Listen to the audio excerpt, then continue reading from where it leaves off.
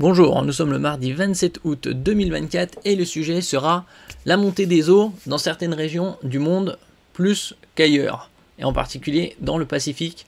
Le Pacifique étant l'océan le plus vaste au monde, qui est plus grand que toutes les terres émergées réunies. Et bien évidemment, avec la chaleur, les eaux prennent plus d'espace puisqu'elles se dilatent. Crise climatique et certaines régions de l'océan Pacifique sont confrontées à une montée des eaux encore plus rapide que la moyenne mondiale. Bien évidemment, toutes les eaux du monde ne sont pas à la même température, et donc certaines zones sont plus sujettes à d'autres, à la montée, surtout avec des eaux et surtout l'érosion côtière qui en suit. N'oubliez pas de vous abonner pour plus de news nationales, européennes et internationales sur ce monde merveilleux dans lequel nous vivons. Selon un rapport de l'Organisation météorologique mondiale, le niveau de la mer à l'échelle mondiale a augmenté en moyenne de 3,4 mm par an entre 1993 et 2023. Par an, hein, pas en tout. L'archipel des Tuamotu en Polynésie française le 7 juillet 2024. Oui, certains atolls commencent à disparaître. Les archipels du Pacifique face au risque d'être engloutis. Dans certaines zones de l'océan, la montée des eaux est plus rapide que la moyenne, selon le rapport de l'Organisation météorologique mondiale OMM, dévoilé mardi 27 août à l'occasion du Forum des îles du Pacifique. Les 18 États membres, dont la Nouvelle-Calédonie et la Polynésie française, sont en première ligne de la bataille contre le changement climatique, a déclaré Baron Waka, secrétaire général de l'organisation, à l'ouverture du sommet.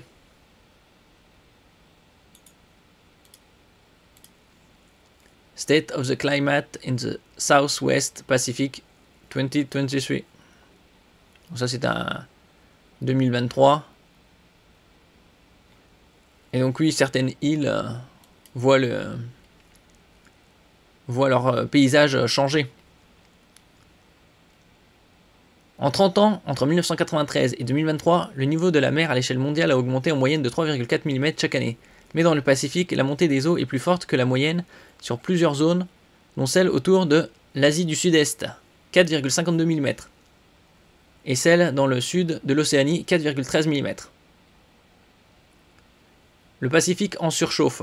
C'est là aussi où se passent les phénomènes El Niño, El Niña. Les températures des océans variant, comme les températures de l'air varient à travers le monde, le niveau de la mer varie également, explique Pierre Eschler, scientifique à l'OMM, à France Info.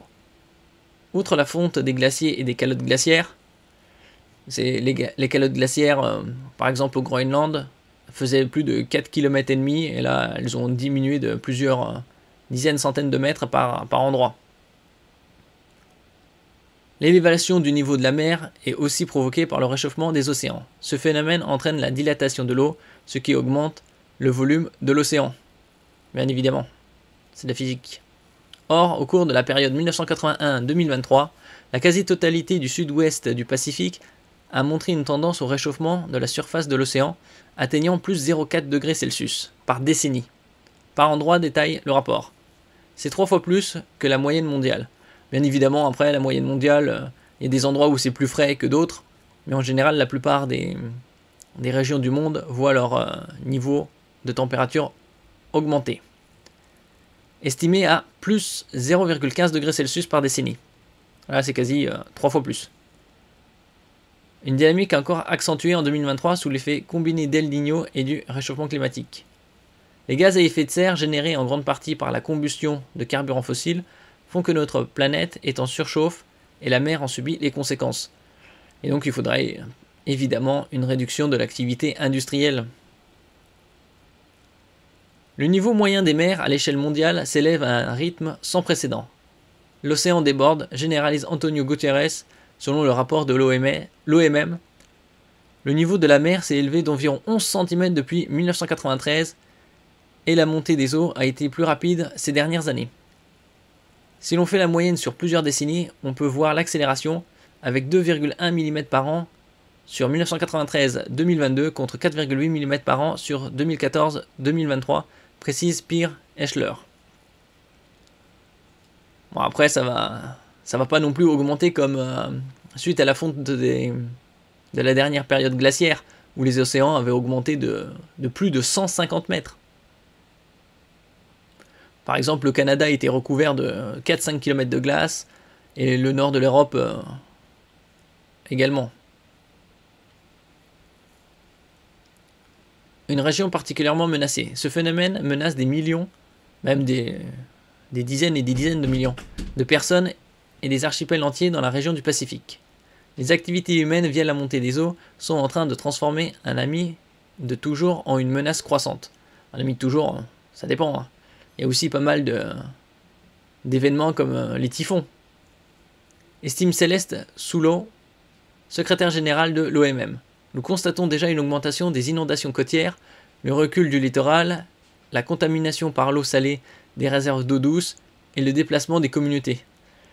Oui, dans d'autres régions comme dans les deltas du Gange et du Brahmapoutre au Bangladesh, avec l'érosion aussi des côtières et ainsi que le vol du sable marin pour alimenter les îles des Maldives. Donc ça accentue l'érosion. Une catastrophe mondiale met en péril ce paradis du Pacifique. Et les experts s'attendent à ce que les niveaux des océans continuent de monter dans la région. À titre d'exemple, la mer à Sydney, Australie, pourrait augmenter de 56 cm d'ici à 2090. Quasi d'ici la fin du siècle. Selon le scénario le plus pessimiste dressé dans un récent rapport gouvernemental. Après, il y a tellement de paramètres et tellement de chiffres à collecter et de projections à faire que c'est des estimations. Là, ils sont les plus pessimistes à 56 cm. C'est comme la fonte des glaces au pôle Nord. Ils avaient estimé que les voies du pôle Nord ne seraient pas accessibles pas avant plusieurs décennies. Et finalement, il y a des périodes où c'est accessible. Entre le passage Atlantique Nord et Pacifique Nord. Via la voie du océan Arctique. Les communautés, les économies et les écosystèmes de l'ensemble de la région du Pacifique Sud-Ouest ont fortement affecté de manière significative par ces impacts en cascade du réchauffement climatique, insiste Céleste Souleau. Il est de plus en plus évident que nous manquons de temps pour inverser la tendance. Ouais, inverser la tendance, ça va être très compliqué. Solution, ce serait de réduire l'activité polluante de 10% par an. Ou travailler un mois sur 2. Ce serait encore mieux. Mais personne ne le fera, de toute façon. Ça fait des décennies. Ça date depuis le protocole de Kyoto. Ils en avaient parlé déjà dans les années 90. Hein, donc ça fait déjà une trentaine d'années. Et dans les années 70, ils parlaient déjà de l'industrialisation massive et de la pollution qui en résultait. Donc ça fait déjà plus de 50 ans. Depuis le 19e siècle, la température moyenne de la Terre s'est réchauffée de 1,1 degré Celsius. Les scientifiques ont établi avec certitude que cette hausse est due aux activités humaines consommatrices d'énergie fossile, charbon, pétrole et gaz. Bon, en partie humaine. Bon, l'homme a un impact sur son environnement, là, dans ce cas-là, néfaste. Mais de la dire que c'est 100% humain, c'est un peu exagéré. Faut pas oublier les éruptions volcaniques qui ont lieu de temps en temps et qui sont assez massives, l'activité du soleil. Ce réchauffement inédit, par sa rapidité, menace l'avenir de nos sociétés et la biodiversité. Mais des solutions, énergie renouvelable, sobriété, diminution de la consommation de viande, existent. Après, la sobriété, c'est du bon sens aussi. Parce qu'il y a pas mal de gaspille, que ce soit énergétique ou alimentaire. Merci pour votre écoute, n'oubliez pas de mettre un j'aime, un commentaire, de partager et de vous abonner à la chaîne. À la prochaine fois.